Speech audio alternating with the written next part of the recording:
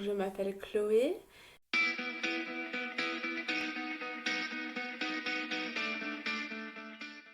Je me décrirais comme une personne ambitieuse, forte et qui a du caractère.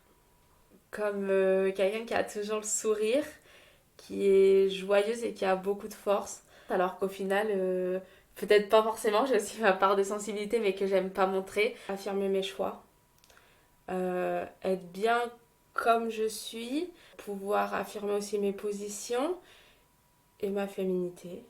Je pense que j'ai pendant beaucoup d'années été très timide et maintenant je pense que c'est bien de s'affirmer comme on est et puis il faut vivre comme ça.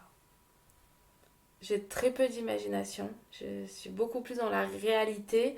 Le seul moment d'imagination que je m'autorise, c'est quand on part à Disneyland Paris. C'est un petit peu le côté rêve imaginaire que j'ai en moi. Donc ça représente une toute petite partie. Après, en dehors de ces moments-là, je suis très réaliste. Je laisse beaucoup peu de temps à l'imagination et au monde du rêve. Je fais beaucoup à l'instinct. Je m'écoute beaucoup, chose que je ne faisais pas avant. Avant, je fonçais dans le tas, advenait ce qu'il advenait. Maintenant, je prends le temps de la réflexion et d'écouter mon instinct. Si j'hésite entre deux choix, si mon instinct me dit de faire un choix, je l'écoute. Je dis beaucoup ce que je pense, mais ça dépend à qui. Je vais savoir mettre beaucoup de tact, comme ne pas en mettre du tout quand il faut. Je pense que c'est vraiment ce qui caractérise mon caractère, hein. En fait, ce choix, je le fais pas. Ça vient tout seul. Un coup, j'y mets du tact, un coup, j'y mets pas du tact.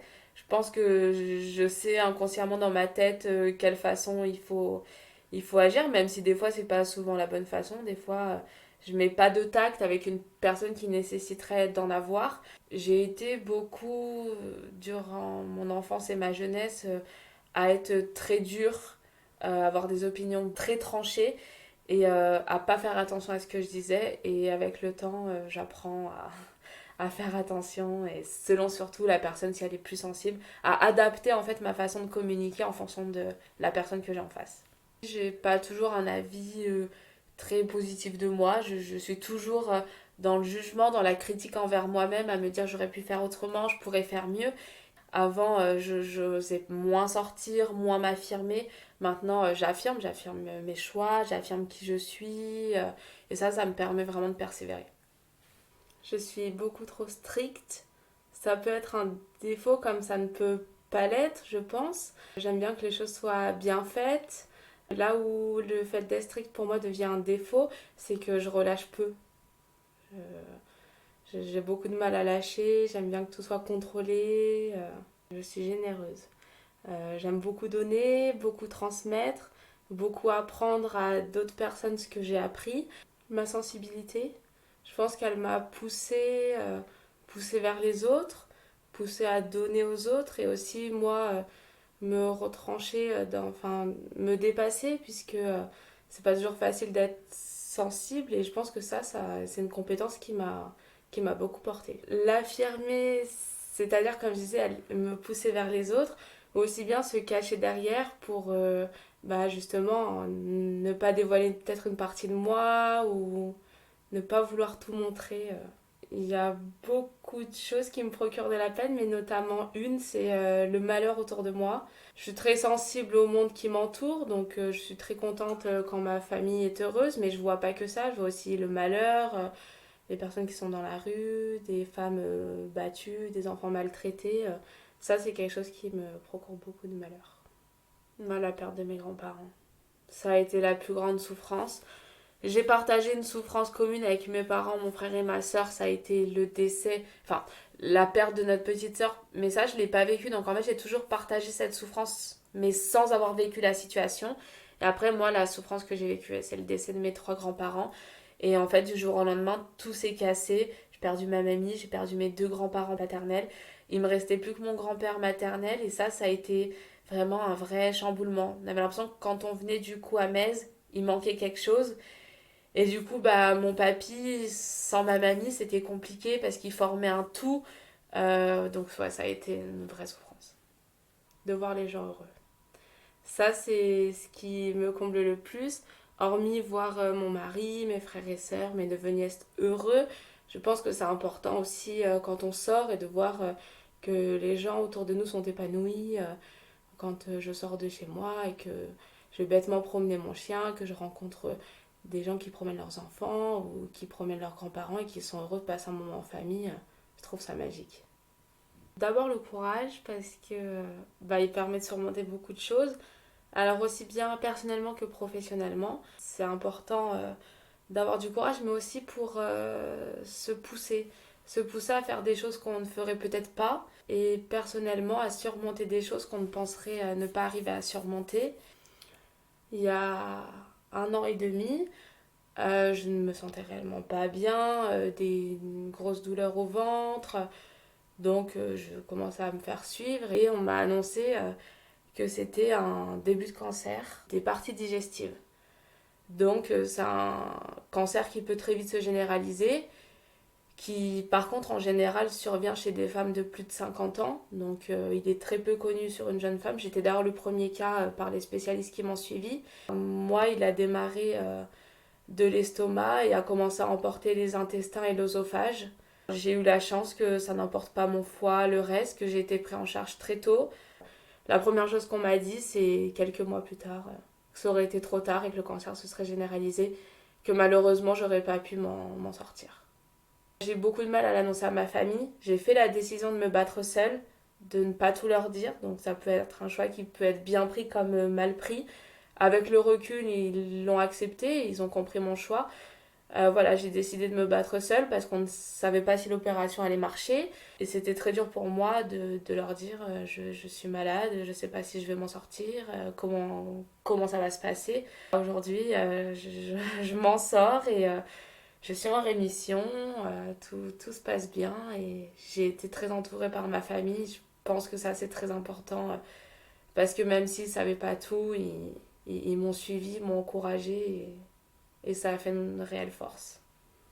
En fait, je pense que j'ai voulu les protéger en faisant ça, même si moi j'en paye des pots cassés d'air parce que pour me reconstruire c'est très dur, mais c'était important pour moi de le faire.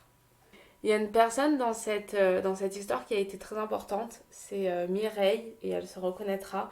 Elle a vécu ça 1 an ou 2 ans avant moi, et je me suis beaucoup attachée à elle parce que elle m'a parlé de son vécu, de son expérience, de comment elle avait vécu les choses, et du coup, voilà, je me suis beaucoup attachée à elle. En fait, j'avais une personne à qui me rattacher, qui pouvait en fait vraiment m'expliquer comment ça allait se passer.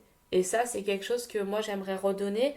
Maintenant qu'on sait que ce cancer se généralise sur les femmes un petit peu plus jeunes, moi je suis prête à aider les jeunes femmes qui vont vivre la même chose que moi. L'architecture, c'est mon métier et avant tout c'est une passion.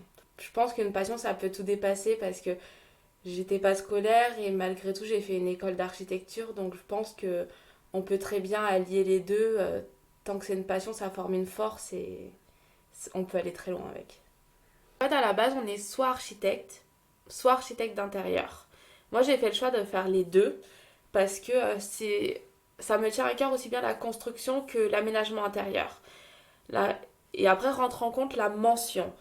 Donc, la mention, c'est pouvoir construire jusqu'à 150 mètres carrés, alors que quand on passe un diplôme de base, on peut construire que du 80 mètres carrés. C'est ce qui permet un petit peu la différence.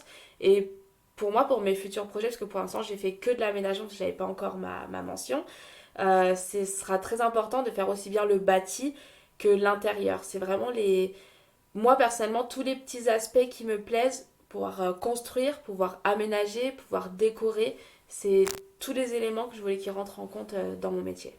Dans les deux, il y a deux façons d'aborder. C'est-à-dire que dans la construction, ça peut être très carré, très droit, très strict, ou aussi bien très désordonné. Quelque chose de moins cubique, un peu plus farfelu. Et on va retrouver aussi cet aspect dans l'aménagement intérieur. C'est-à-dire qu'il va y avoir des intérieurs très carrés, style publicité de magazine, et des intérieurs un peu plus cocooning, un peu plus déstructurés, où on ressent beaucoup plus l'âme de la personne.